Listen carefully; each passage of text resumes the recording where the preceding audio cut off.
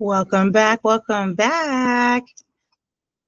Oh, thanks for tuning in to the Nerve. Appreciate it. Thank you. Welcome back to the Nerve. I am your host, Felicia Cherie, and today we got one. Um, it's looking good, and this is all about self-awareness. Today we talking about friends. How many of us have them? Friends. Ones we can depend on. Hey, friends. No, okay. So we're talking about friends. We're talking about lack thereof. And I came across two videos. If anything in this video hits home for you, please put it in the comments. I love just, be self aware. And so I love others to be self aware. So this one is more about friendships, more about self awareness. And if you are like me, maybe these two videos you'll be able to relate to. But let's check this one out. And this is shout out to Inspire and Thrive. Let's get into it. Let's see what they're talking about. You cared when no one else did. You showed up over and over until one day you just stopped. Not because you wanted to, but because something inside you finally broke. And now you're the one people can't reach anymore. Let's talk about the signs that show an empath has crossed over to the other side. Number 1, you stop explaining yourself. There was a time when you would pour your heart out, trying to make people understand your feelings. You'd write long messages, have late-night conversations, do whatever it took to be heard. But now, silence feels easier. You've learned that most people don't actually want to understand. They want you to be convenient. So you stop wasting your breath on explanations that fall on deaf ears. When someone asks what's wrong, you just say nothing, even when everything is falling apart inside. The emotional labor of making someone care finally became too heavy to carry. Number 2, your phone stays silent by choice. Remember when you used to check your messages constantly? When you'd respond within minutes because you didn't want anyone to feel ignored the way you felt ignored? That version of you is gone. Now your phone sits face down for hours, sometimes days. Notifications pile up and you feel nothing. It's not that you're busy. You're just done being the person who always reaches out first. You've noticed something interesting. When you stop initiating, most conversations simply end. And that Interesting. How many people have had that happen where you're the person that always reaches out, always texts, always tries to stay in contact until you just don't? tells you everything you need to know about where you actually stood in people's lives. Number 3, you've mastered the art of surface-level connection. You can smile, laugh, and seem completely present while sharing absolutely nothing real about yourself. It's like you've built a glass wall around your inner world. People think they know you, but they only know the version you allow them to see. You've become... Okay. I just want to stop right there and say that does not mean that you're fake. Because a lot of people will be like, she fake, but it's more like, I don't let you in. Like, I think it's more like the person said, it's more surface level. Like, you don't get to know me and you have to earn, the friendship that my solid friends have. They know who they are, and trust me, I only got like 2 of them. But yeah, let's keep going. skilled at asking questions, redirecting attention, keeping things light. Because you've learned that vulnerability is just another word for giving someone ammunition they'll eventually use against you. The real you stays locked away where it's safe from betrayal. Number 4, you no longer feel guilty for prioritizing yourself. This one hits different. Empaths are raised on guilt. You felt bad for saying no, for having boundaries, for not sacrificing yourself on the altar of everyone else's needs. But something shifted. You started noticing how the people who demanded the most from you gave back the least. You saw how your exhaustion meant nothing to them, as long as you were still useful. So you stopped apologizing for protecting your peace. When someone calls you selfish now, you don't crumble. You recognize it as manipulation from people who benefited from your selflessness. Number 5, you've stopped trying to fix people. You used to see potential in everyone. You believed that if you just loved them hard enough, supported them long enough, they would heal and grow. You carried their problems like they were your own. But you All right. Number 5 is hitting me. Number 5, it got me. can't save someone who doesn't want to be saved. And you learned this lesson the hard way. Now, when you see someone struggling, you feel sympathy, but not responsibility. You've realized that everyone has to walk their own path, and you're no longer willing to carry anyone on your back while they refuse to use their own legs. Number 6, your energy has become selective. There was a version of you that gave energy to anyone who asked. Friends, family, strangers. It didn't matter. Your door was always open, your shoulder always available. But constant giving without receiving left you empty. Now you guard your energy like it's the most valuable thing you own, because it is. You've learned to recognize energy vampires from a distance. The people who only call when they need something. The ones who trauma dump without asking if you have capacity. You don't engage anymore. Your energy is reserved for the very few who have proven they'll protect it the way you protected theirs. Number 7, Amen. you've accepted that most relationships were one-sided. This realization hurts more than the actual loss of people. Looking back, you can see it clearly now. You were the one making plans, checking in, remembering birthdays, showing up during hard times. When you stop doing these things, That you part. notice how quickly people fade away. No one fights for you the way you fought for them. No one notices your absence the way you would have noticed theirs. And while this truth stings, it also sets you free. You're no longer investing in connections that were always built on your effort alone. Number 8, you choose. Loneliness over fake connection. Most people fear being alone, but you've discovered something they haven't. Loneliness is better than being surrounded by people who make you feel lonely. You'd rather sit in silence than pretend to enjoy shallow conversations with people who don't Amen. really see you. Your tolerance for fake friendship has dropped to 0. You've been through enough to know that quality matters infinitely more than quantity. An empty room feels more honest than a crowded space full of people who wouldn't be there if you stopped performing. Number 9, you've built walls that actually protect you. Empaths are told their sensitivity is a gift, but no one mentions how much it costs. You've felt every emotion in the room like it was your own. You've absorbed pain that wasn't yours to carry. You've been used as an emotional dumping ground by people who never once asked how you were doing. So you built Wow. walls. Real ones. Not to keep everyone out, but to keep yourself safe until someone proves they deserve access to the real you. And you're no longer ashamed of these walls. They're not cold. They're smart. Number 10, you've stopped believing in closure. You used to need answers. Why did they leave? What did you do wrong? How could they treat you that way after everything? You'd replay conversations, analyze text messages, search for the moment it all fell apart. Okay, that was me. This is me. I think closure was a really big thing. Anyway. But you've learned that closure is a myth sold to people who aren't ready to move on. Some people will never give you answers because they don't have them. Or worse, they don't think you deserve them. So you create your own closure now. You decide the story is over. You stop waiting for apologies that aren't coming and explanations that wouldn't satisfy you anyway. Number 11, your empathy now comes with boundaries. Here's what people misunderstand. Becoming avoidant doesn't mean you stop caring. You still feel deeply. You still notice when someone is hurting.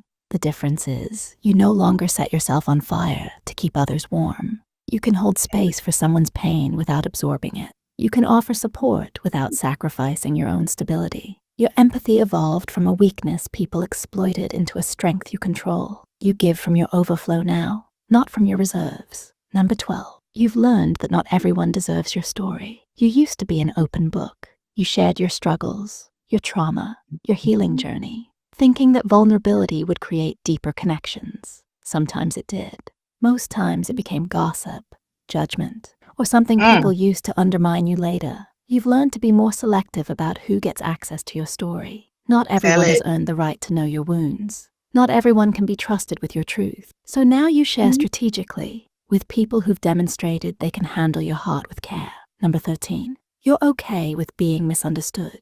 People who knew the old, you don't recognize this version. They call you cold, distant, changed. They're right about one thing, you have changed. But what they see as coldness is actually self-preservation. What looks like distance is really discernment. You've stopped explaining your transformation to people who benefited from your brokenness. Let them misunderstand. Their opinion of you is no longer your emergency. You've made peace with being labeled difficult by people who found you easy to hurt. Number 14, you've realized that healing isn't linear, and that's fine. Some days you feel strong, boundaried, completely healed from your past. Other days, the old empath rises up, and you feel everything all over again. You've stopped judging yourself for this. Becoming avoidant That was after my being hurt chair. repeatedly isn't a destination, it's a process. You're not broken for protecting yourself. You're not cold for being cautious. You're someone who loved with everything they had and got burned. And now you're learning to love differently, starting with yourself. Number 15, you know you can't go back and you don't want to. The old you is gone. And honestly, that's not a bad thing.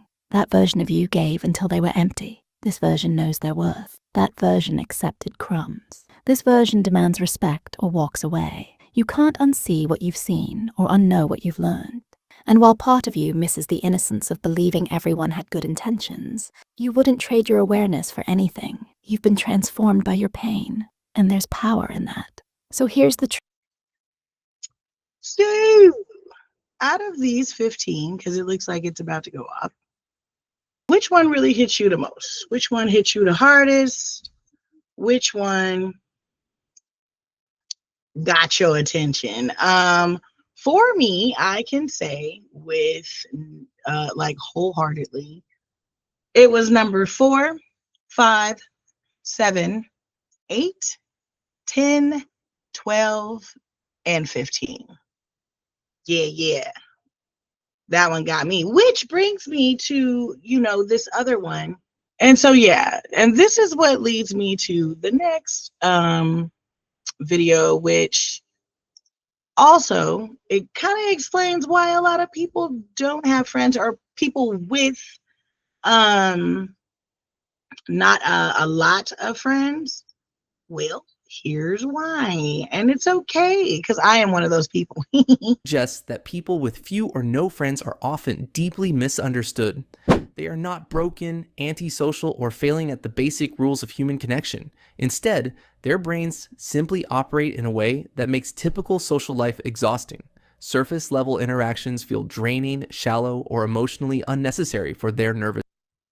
And I just want to say, in this one, let me know how many hit you. All of them hit me. I already know I'm this person, so I'm okay with it. But it would be nice to see if you can identify yourself in any of these. Here we go. System. Long stretches without friends often have real psychological roots, not personal shortcomings. Your mind may value depth, clarity, and peace more than constant social stimulation. And if you have walked through life with few friendships, there are reasons behind it. Your traits are not flaws. They I are have got to uncommon get this patterns chair. that shape how you connect. Before you blame yourself, consider what your mind may be quietly protecting. 1. You have zero tolerance for fake people. If you have few Preach. or no friends, you likely cannot tolerate fake personalities anymore. Preach. Preach on. Preach on. I had to say something about this one. I cannot do the fake. I just can't do it. It's not part of it. It's not in me. All right, let's keep going. People who gossip, manipulate, or wear social masks feel instantly exhausting to you. As self-awareness rises, your tolerance for surface-level or dishonest behavior drops sharply. You would rather sit alone in silence than endure conversations that feel performative. Most social circles contain people who smile politely while hiding their true intentions. Your brain notices these inconsistencies immediately and protects you from emotional noise. You sense manipulation, hidden motives, and subtle dishonesty long before others notice. This is not antisocial behavior. It is your nervous system guarding your inner peace. You keep your circle small because your well-being matters more than social performance. And for you, authenticity is not optional. It is the foundation of real connection. 2. You prefer depth over quantity. People with few friends are not avoiding relationships. They are avoiding shallow ones entirely. Your mind naturally leans toward depth, meaning superficial conversations feel painfully empty. Small I want to add that just me personally, I think that's why I'm always the deeper friend. And I always have to find out later when this person was just a surface friend. I was a surface friend to them. And I thought our friendship was always deeper than that. And I get caught up in this one a lot because depth, yeah, is a lot more important to me. And so, yeah, I get caught up in this one. And then when I realize, oh, wow, we're not the friends I thought we were, is when I have to take a step back. It's my accountability. Small talk drains you because it lacks meaning, substance, or genuine emotional presence. You want conversations that explore ideas, psychology, intention, and what makes life meaningful. Your brain is wired to seek understanding rather than noise, insight rather than distraction. So, when a topic offers no weight, no curiosity, you instinctively disengage from it. You connect rarely because real connection requires emotional honesty and mental depth. You would rather be alone than participate in conversations where nobody truly listens. You stay solitary until someone appears who matches your clarity and inner depth. This is not isolation, it is your commitment to relationships that actually nourish you. 3. Your brain needs longer recovery. After social interaction, some people naturally have a more sensitive nervous system, and you may be one of them.